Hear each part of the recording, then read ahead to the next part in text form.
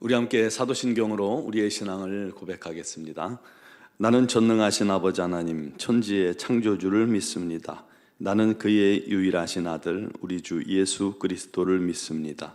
그는 성령으로 잉태되어 동정녀 마리아에게서 나시고 본디오 빌라도에게 고난을 받아 십자가에 못 박혀 죽으시고 장사된 지 사흘 만에 죽은 자 가운데서 다시 살아나셨으며 하늘에 오르시어 전능하신 아버지 하나님 우편에 앉아 계시다가 거기로부터 살아있는 자와 죽은 자를 심판하러 오십니다.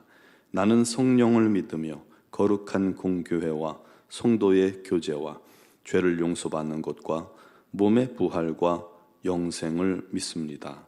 아멘. 찬송가 288장 찬양 드리겠습니다.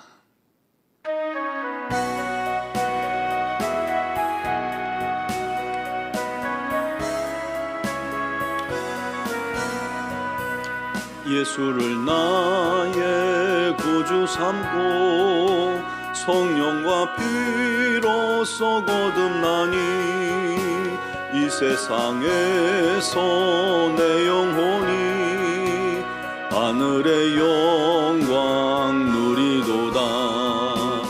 이것이 나의 간증이요 이것이 나의 찬송일세. 나 사는 동안 끊임없이 구주를 찬송하리로다. 온전히 주께 맡긴 내 영 사랑의 음성을 듣는 중에 천사들 왕래하는 것과 하늘의 영광 보리로다. 이것이 나의 간증이요 이것이 나의 찬송일세. 나 사는 동안 끊임없이 구주를 찬송하리로다. 주 안에 기쁨 누림으로 마음의 풍랑이 잔잔하니 세상과 나는 간 곳 없고 구속한 주만 보이도다. 이것이 나의 간증이요 이것이 나의 찬송일세. 나 사는 동안 끊임없이 구주를 찬송하리로다.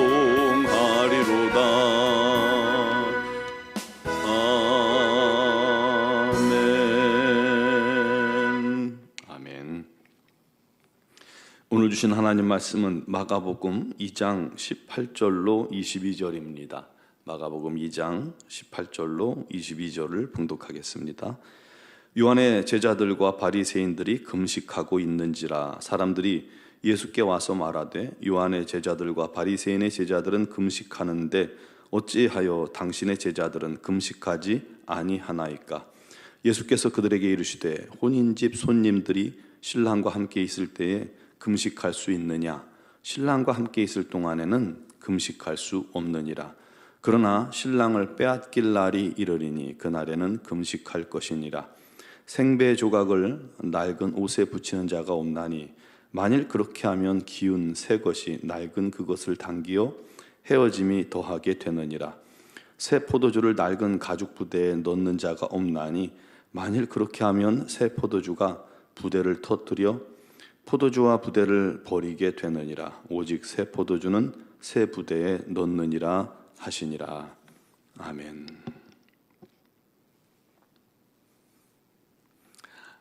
예전에는 우리가 금식기도라는 것을 참 많이 했죠. 물론 지금도 금식하시는 분들도 많이 있는데요. 전에는 뭐 새해 첫날부터 시작해서 금식기도를 시작했고 1년에 몇 차례는 당연하다는 듯이 금식을 하곤 했습니다. 여기서는 안 되니까 금식기도원에 들어가기도 했죠. 금식하면 보통 이제 첫날 저녁이 힘들고 셋째 날 저녁이 굉장히 힘들죠. 우리 몸이 참 놀랍습니다. 음식을 안 먹으면 아주 강력하게 음식을 갈망하게 요구를 하죠. 그러다가 계속 안 먹고 한 3일 정도 시간이 지나면 포기하고 몸을 비상 체계로 전환합니다. 에너지 소비를 최대한 줄이고요. 몸에 축적된 지방을 소비하면서 조금씩 소비하면서 정말 극한 생존 모드로 우리 몸이 바뀌는 겁니다. 그렇게 되면 이제 금식이 그때부터는 조금 수월해지기 시작하죠. 그런데 이 금식을 잘못하면요, 금식이 아니라 앙식이 될 수 있습니다. 하루 종일 먹을 것만 생각하는 것이죠. 짜장면, 김치찌개, 동치미. 금식이 끝나면 먹을 음식 리스트 작성하다가 금식을 끝내는 경우가 있습니다. 그러나 금식은 하루 종일 우리 하나님을 묵상하며 우리의 연약함을 아뢰고 내 고집과 육의 소욕들을 다 내려놓고 다 죽이고 나를 포기하고 주의 인도하심과 긍휼을 구하는 것이죠. 또 금식하면서 주위를 돌아보고 용서하고 사랑하고 섬기는 모습을 갖는 것이 우리 주님 기뻐하시는 금식입니다. 그런 금식에는 아주 큰 영적 유익이 있는 것이죠. 율법에도 금식이 지정된 날이 있습니다. 바로 7월 10일 대속죄일이 전 민족적인 금식 날입니다. 1년에 하루 그렇게 정해졌어요. 그런데 이후로 공동체적인 나라의 위기나 또 민족의 위기 때 하나님의 긍휼을 구하기 위해 또는 하나님의 응답에 감사하면서 유대인들이 금식일을 더 제정하기 시작된 거죠. 예를 들어서 부림절, 민족의 그 위기를 극복한 부림절을 금식의 날로 정하기도 했고요. 바벨론의 유대가 망한 4월 달에 기도 금식하는 날이 있었고, 또 성전이 파괴된 5월에 금식도 하고요.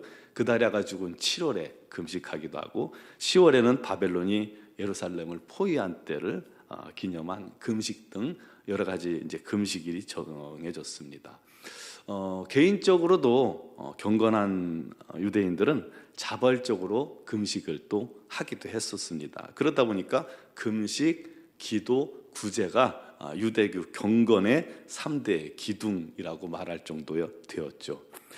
이 시간이 지나면서 이 바리새인들은 어떻게 보면 자기들의 경건을, 물론 겉으로는 아니지만 경건을 드러낼 목적으로 일주일에 2번, 월요일, 목요일 그렇게 금식을 했던 겁니다. 세례 요한의 제자들도 월요일, 목요일도 같이 금식한 것 같아요, 2번. 그런데 그들의 목적은 어떤 경건을 드러내기보다는 그리스도가 스승인 세례 요한이 말한 그 그리스도가 다시 오심을, 그리스도께서 이 땅에 오심을 경건하게 기다리기 위해서 이렇게 경건을 했다고 해요. 그런데 그 시기에 예수님과 제자들 그리고 세리들과 제자들이 이 레위 마태이 집에서 잔치를 벌였잖아요. 이 앞장에 잔치를 벌였습니다. 그래서 사람들이 그 모습을 보고 질문을 한 겁니다. 바리새인과 세례 요한의 제자들은 금식하는데 왜 당신의 제자들은 금식하지 않습니까? 그때 우리 주님의 대답이 놀랍습니다. 첫 번째 뭐라고 대답했냐면, 혼인집 손님들이 신랑과 함께 있을 때 금식할 수 있느냐? 신랑과 함께 있을 동안에는 금식할 수 없느니라. 그러나 신랑을 빼앗길 날이 이르리니 그날에는 금식할 것이라. 당시 혼인잔치는요, 요즘처럼 하루 하는 게 아니라 7일 이상 14일까지도 했거든요. 그때 신랑과 그 잔치에 참여한 친구들, 손님들은 물론이거니와 그 잔치에 참여한 랍비들은요, 성경 가르치는 것도 중단했습니다. 절기마저도요, 혼인잔치에 참여한 자들은 지키지 않아도 될 정도로 이 혼인잔치를 굉장히 중요시 했던 것이죠. 주님은 자신을 신부를 맞으러 온 신랑이다라고 비유적으로 지금 말씀하고 계신 것입니다.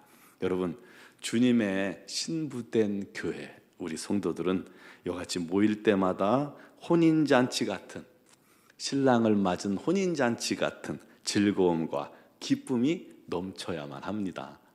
맞죠?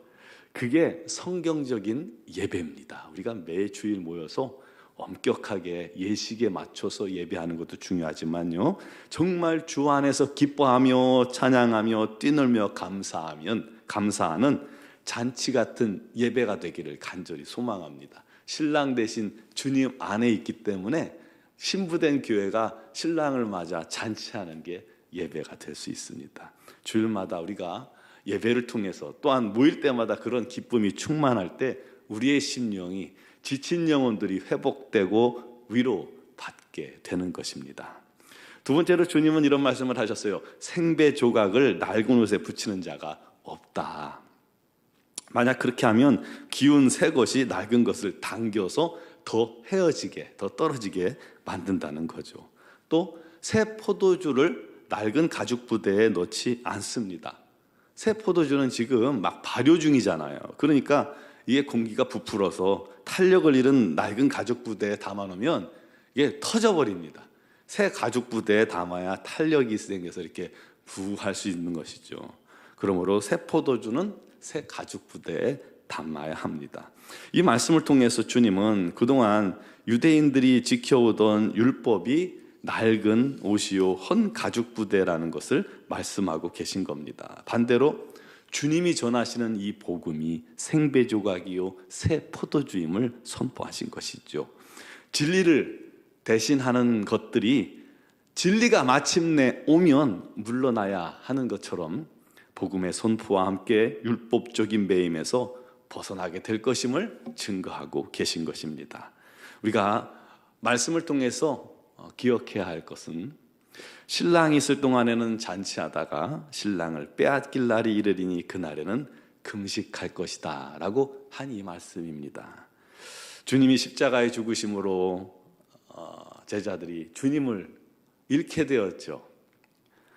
주님이 승천하심으로 제자들이 주님을 보내게 됐죠. 물론 성령님께서 오셨지만 그때 바로 성도들이 금식할 때다라는 것입니다. 금식하며 주를 바라고 기다릴 때라는 것이죠.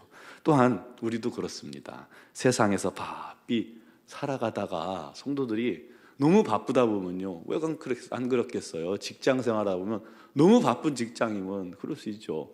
사업이 너무 바쁘다 보면 그럴 수 있죠. 자칫 우리가 기도를 하지 못하고 온전한 예배를 드리지 못하고 우리 신앙이, 우리 마음이 주님을 잃어버릴 때가 있습니다.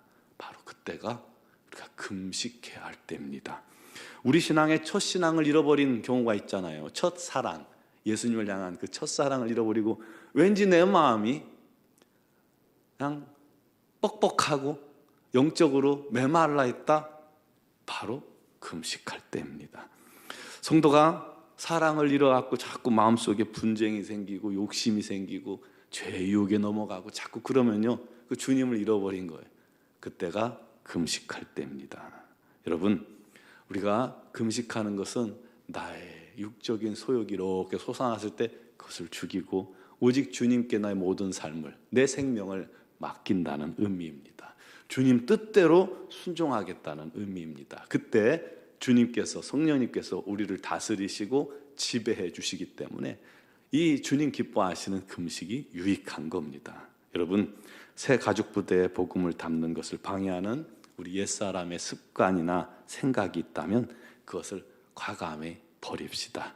오직 주님의 은혜만 담는 새 가죽 부대와 같은 성도 교회 되길 바랍니다. 그것이 어려울 때는 정말 주님 앞에 무릎 꿇고 금식하며 나아가기를 바랍니다. 그때 주님께서 기뻐하시며 우리를 풍성케, 영적으로 충만케 해주실 줄 믿습니다. 그런 은혜가 오늘 여러분과 우리 모든 심령 가운데 넘치게 되기를 주님의 이름으로 축원합니다. 기도드리겠습니다. 사랑하시는 아버지 하나님, 우리는 부족합니다. 연약합니다.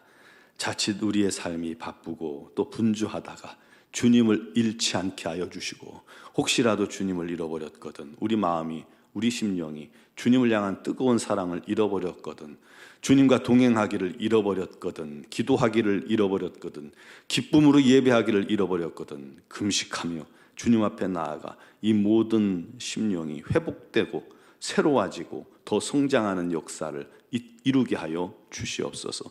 주 아버지 하나님의 귀하신 은혜가 우리 모든 성도들의 삶 가운데 넘쳐나게 하여 주시옵소서. 신랑 되신 예수님과 항상 동행하며 주님 안에서 기뻐하며 감사하며 삶이 천국 잔치와 같이 되게 하여 주시고, 매주 예배가 주 안에서 이런 기쁨과 감사가 넘치는, 회복과 은혜가 넘치는 복된 예배가 되게 하여 주옵소서. 우리 논중앙교회를 주님께서 기억하시고 이 모든 일에 풍성케 하여 주시옵소서.